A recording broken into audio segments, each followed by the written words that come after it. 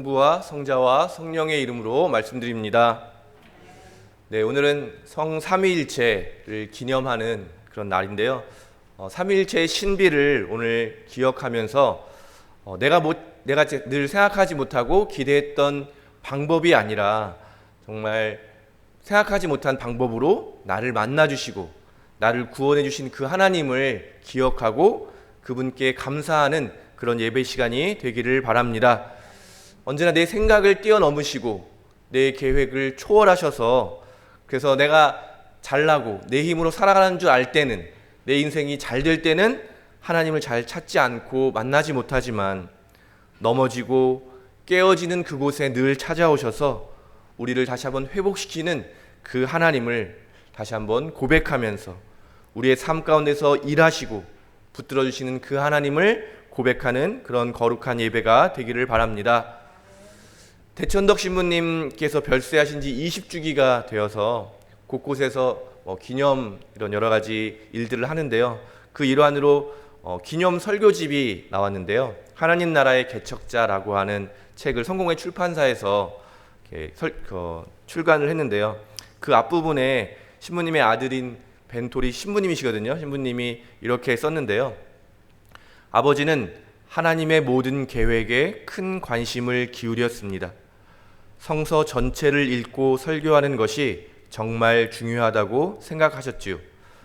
예수 그리스도의 교회를 망치는 사탄의 효과적인 전략 중 하나가 다양한 교파와 전통의 성서 해석을 혼란하게 하는 것이라고 보셨기 때문입니다.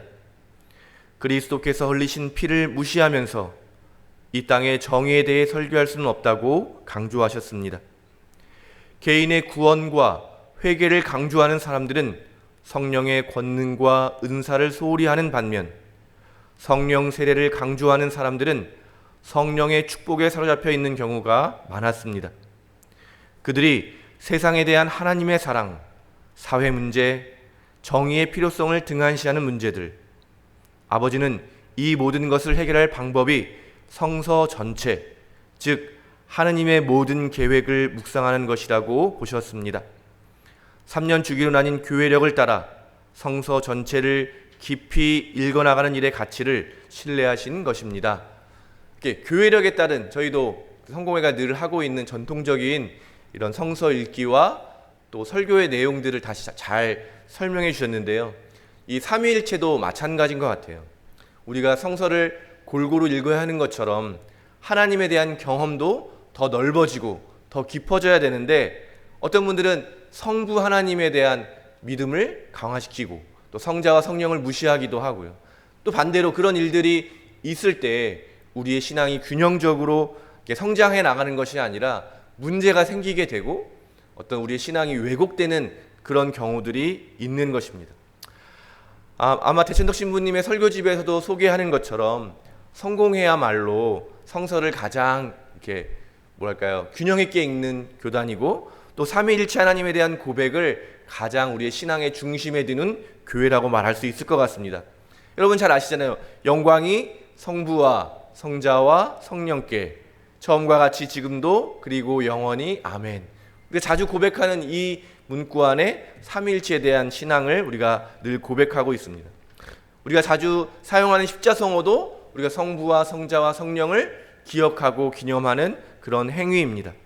우리가 기도할 때에도 삼위일체를 고백하고 설교를 시작하고 마칠 때에도 삼위일체를 고백합니다. 또 우리가 함께 감사성 찬례를 매주 드릴 때에도 이 사제가 물론 혼자 하는 것이지만 성체를 이렇게 높이 거양하면서 전능하신 하나님은 그리스도를 통하여 그리스도와 함께 그리스도 안에서 성령과 하나 되어 온갖 영예와 영광을 영원토록 받으시나이다 하면 우리 다 함께 아멘으로 이렇게 화답하는 이 부분도 우리 성찬례 핵심 부분인데 여기도 마찬가지로 삼위일체의 신앙을 고백하고 있습니다. 이처럼 그리스도의 삼위일체는 하나님에 대한 신앙인데요. 이것은 모든 우리의 신앙의 근거가 되고 또 우리가 계속해서 성장해 나가는 그런 발판이 됩니다.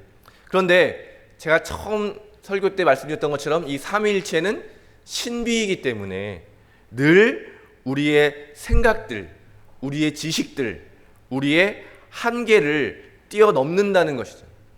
그러니까 우리가 알 수 없는 것을 알게 되는 은혜를 누리는 것인데 말로는 좀 받아들이기 어려운 것입니다. 그래서 우리가 신앙을 이렇게 살아간다, 신앙을 체험한다라고 할 때는 이런 신비, 알 수 없는 것을 우리가 내 생각들을 내려놓지 않고는 경험할 수 없다는 것을 우리가 기억해야 되는 겁니다. 내 생각으로 이런 거겠지, 내 판단으로 하나님은 이런 분이지, 내가 알고 있는 지식으로 이런 식으로 일하시겠지, 이렇게 말하는 것들이 깨어진 순간에 우리가 신앙적 체험을 한다는 것입니다. 그러지 않고 그냥 우리 인간들이 가지고 있는 경험과 역사와 지식과 이런 것들을 가지고 우리가 신앙생활을 하게 될 때는 그리스도교를 자기의 이해 수준에 맞춰서 단순화해 버리거나 그냥 내 취향에 맞는 신앙으로 변질시켜 버리게 된다는 것입니다.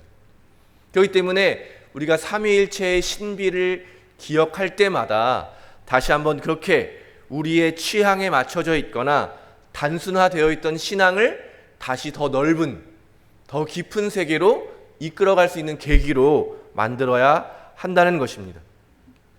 삼위일체 생각하면 그러니까 머리 아프고 딱딱한 교리적인 이야기가 아니라 정말 풍성한 은혜로 나아가는 그 신비를 통과하는 문처럼 우리가 생각해야 되겠습니다.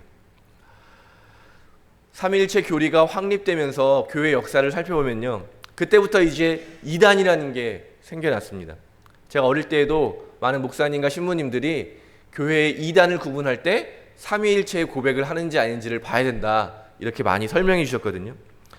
삼위일체 교리가 공식 선포된 후에도 그 로마 제국 근처에는, 그러니까 로마 제국에 있는 그런 이단들은 다 추방이 됐죠. 제국 내 추방이 됐고 그 근처에는 이런 삼위일체를 믿지 않는 다양한 또 그리스도의 공동체들이 있었고요. 그래서 엄청난 박해와 전쟁이 그 당시에도 계속 일어났습니다. 그렇기 때문에 능동적이든 수동적이든 그런 자신의 신앙을 인정받기 위해서 끊임없이 이주가 일어났고, 지금 우리가 생각하는 정도로 이단이다라고 하는 정죄하는 정도가 아니라 같은 하나님과 예수님을 믿는 형제 자매들에게 가해진 그 폭력의 수위는 굉장히 높았다고 합니다. 그래서 그 당시에도 로마 제국과 페르시아 제국이 전쟁을 많이 했거든요. 그래서 이때도 이 그리스도교를 통해서 많은 전쟁들이 일어났고, 특히 각 분파 간에 일어난 그런 폭력들도 굉장히 심각했다고 합니다. 제가 이렇게 설명을 드리는 이유는 삼위일체라고 하는 한 교리가 결국엔 기준이 되었을 때, 인간적인 기준이 되었을 때 일어난 일들을 여러분에게 설명드리는 건데요, 그 기준을 벗어난 사람들과 끊임없는 갈등과 폭력, 서로 죽이고 서로 쫓아내고 받아들이지 않는 일들이 그리스도 역사에서 일어났는데요, 이런 일들 때문에 놀랍게도 그 지역에 이슬람 종교가 자리 잡게 되는 그런 역설적인 결과가 일어났다는 것입니다. 그리스도교인들이 서로 다름을 주장하고 다름을 강화시키면서 서로 미워할 때 이슬람이 등장해가지고, 이슬람이 그 지역을 점령하게 되면 뭘 했냐면요, 각자의 종교를 다 인정해줬어요. 어떻게 믿든 다 인정을 해주고, 단 그러려면 이슬람을 믿지 않는 사람들에게 세금을 거둔 거예요. 세금을 내기만 하면 종교적 자유를 이렇게 인정받게 되었는데, 그래서 수많은 사람들이 그 이슬람 세력에 저항하거나 싸우지 않고 그냥 이슬람 세력을 수용하고 그냥 이슬람 제국의 국민으로 살아가기로 한 것이죠. 그러니까 이처럼 하나님께서 자신을 드러내는 신비를 인간이 자신의 기준이라고 확신하게 되는 그 순간, 하나님의 사랑은 폭력과 전쟁이라는 것으로 변질되고 말았다는 것입니다. 하나님의 사랑은 미움과 탄압, 죽음이라는 모습으로 인간의 세상에 드러나게 됐다는 것입니다. 오늘날에도 마찬가지로 우리가 하나님의 신비로 받아들이려고 하는 태도를 갖지 않고, 하나님을 내가 알고 있다, 내 것이다, 내가 하나님을 마구잡이로 사용하게 될 때 하나님의 사랑은 사라져버리고 폭력과 미움과 다툼과 분열만이 있는 것을 우리가 다시 한번 오늘날에도 여전히 경험하고 있습니다.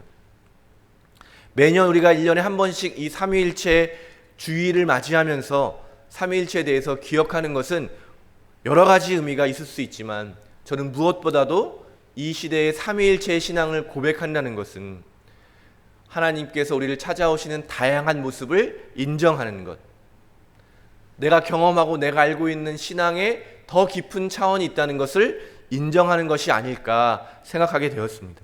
왜냐하면 지금 우리가 살아가고 있는 이 사회는 너무나도 관계 맺거나 소통되지 않는 불통의 시대이기 때문입니다. 우리나라는 거의 전 세계적으로 유일하게 남과 북이 분단되어 살아가고 있는 그런 분단국의 고통을 겪고 있습니다. 남성과 여성이 다른 성으로 인해서 서로 치열하게 갈등하고 있는 그런 사회를 살고 있습니다.